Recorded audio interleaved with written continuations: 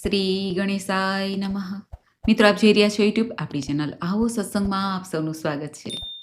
મિત્રો, આજે આ વિડીયોમાં આપણે જાણવાના છીએ મહામાસના વદ પક્ષની એકાદશી.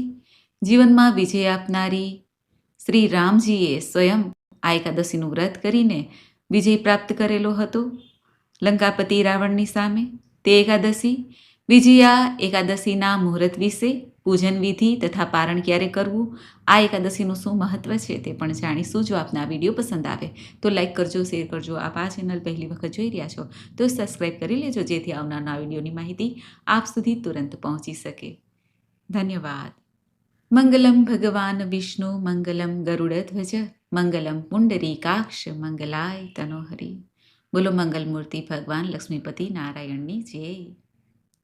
મિત્રો, એકાદશી એટલે 11મી તિથિ, જે વ્રતોના રાજા સમાન આ વ્રત કહેવાય છે.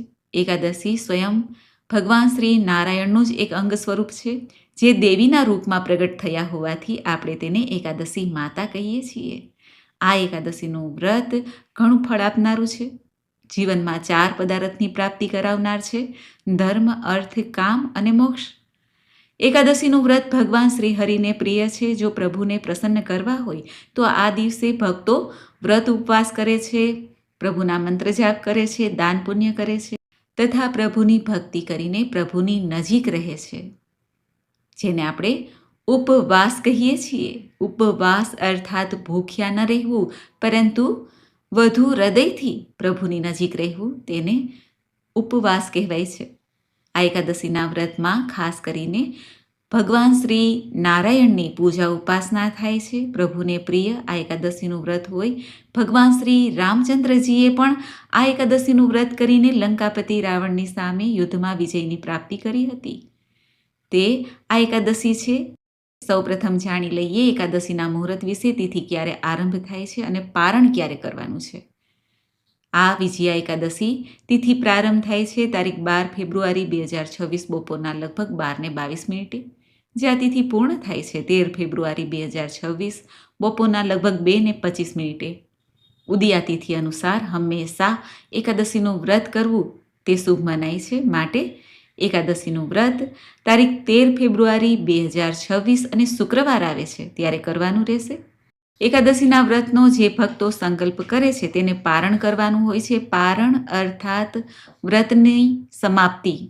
તે પારણનો શુભ સમય છે તારીખ 14 ફેબ્રુઆરી 2026 શનિવારના દિવસે સવારે 7 વાગ્યાથી લઈને 9:14 સુધીમાં પારણ કરવાના રહેશે. ભગવાન શ્રી રામજી સાથે જોડાયેલી આ વિજયા એકાદશી હોય, માટે આ એકાદશીનું મહાત્મય ઘણું છે. આપણા ઋષિ મુનિઓએ પાપ, પુણ્ય, સ્વર્ગ, નર્ક આદિનો વિચાર ધ્યાનમાં લઈને મનુષ્યને સારા માર્ગે ચાલવા માટે વ્રત, જપ, તપ, ઉપવાસનું જે સૂચન આપેલું છે, તેમાં એકાદશીનું મહાત્મય ઘણું છે. આજે જે ભક્તો વ્રત કરવા માંગે છે તેઓ સવારે વહેલા ઉઠીને સ્નાનાદિથી પરવારીને શુદ્ધ વસ્ત્ર ધારણ કરે.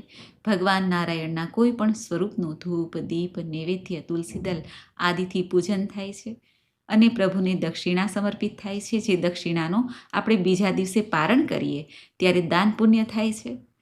બ્રાહ્મણોને દાન પુણ્ય કરાય છે પારણા દરમિયાન, અને પશુ પક્ષીની સેવા કરવી, ગાય માતાની સેવા કરવી. તુલસી ક્યારે દીપદાન થાય છે. પીપળાના વૃક્ષની પૂજા, સેવા થાય છે. આમ તો દરેક વૃક્ષ પ્રકૃતિ માતાની દેન છે, અને હૃદયમાં દયા રાખવી, કોઈની નિંદા કુથલી ના કરવી. આ વ્રત એવું છે કે જો બહેનો માસિક ધર્મમાં હોય તો પણ વ્રત કરી શકે છે, પૂજા નથી થતી. ઘરમાં સૂતક હોય તો પણ વ્રત થાય છે, પૂજા નથી થતી. પરંતુ આ વ્રતના દિવસે ભગવાન શ્રી નારાયણનું હૃદય મનથી ધ્યાન ધરવાથી જીવનમાં ભુક્તિ અને અંતમાં મુક્તિ પ્રાપ્ત થાય છે. તેવો એકાદશીનો મહિમા છે. મિત્રો, મને આશા છે કે આપને આ વિડીયો જરૂર પસંદ આવ્યો હશે. આજે એકાદશીના દિવસે ભગવાન શ્રી હરિનું નામ સ્મરણ કરીને ગીતાજીનો પાઠ કરાય છે, વિષ્ણુ સહસ્ત્ર નામ પાઠ કરાય છે, અને પિતરોને મોક્ષ આપનાર તથા પિતરોના આશીર્વાદ પ્રાપ્ત કરાવીને જાય છે. આજે પવિત્ર નદીઓમાં સ્નાન કરવાનું પણ મહત્વ છે.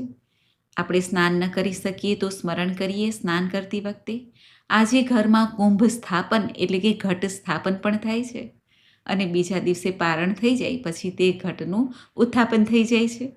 ઘણા ભક્તો ભાવથી પ્રેમથી આજે ભગવાન શ્રી હરિ નારાયણનું પૂજન કરીને શ્રી રામજીની કૃપા પ્રાપ્ત કરવા માટે શ્રી હનુમાનજીની સેવા પૂજા પણ કરે છે. હનુમાન ચાલીસાનો પાઠ થાય છે. રામ ચાલીસા, રામ મંત્ર, જે મહામંત્ર છે શ્રી રામ, આ મહામંત્ર દ્વારા આપણે આપણી આત્માનું કલ્યાણ કરી શકીએ છીએ. આ લોકથી તરી જઈએ છીએ. તે અંતિમ મંત્ર છે રામ. માટે આજે આ મહામંત્રનો જપ કરી શકાય છે, લખી શકાય છે. ભગવાન શ્રી વિષ્ણુના ઘણા અવતાર છે. તેમાં ભગવાન શ્રી રામજીનો અવતાર તે મર્યાદા પુરુષોત્તમના સ્વરૂપમાં છે.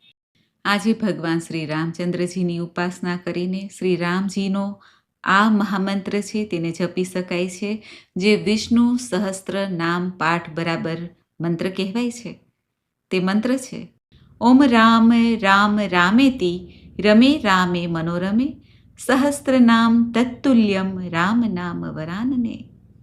બોલો ભગવાન શ્રી રામચંદ્રજીની જય. બોલો ભગવાન શ્રી લક્ષ્મીપતિ નારાયણની જય. મિત્રો, મને સાંભળવા માટે ધન્યવાદ. આપ સૌને મારા જય શ્રી કૃષ્ણ.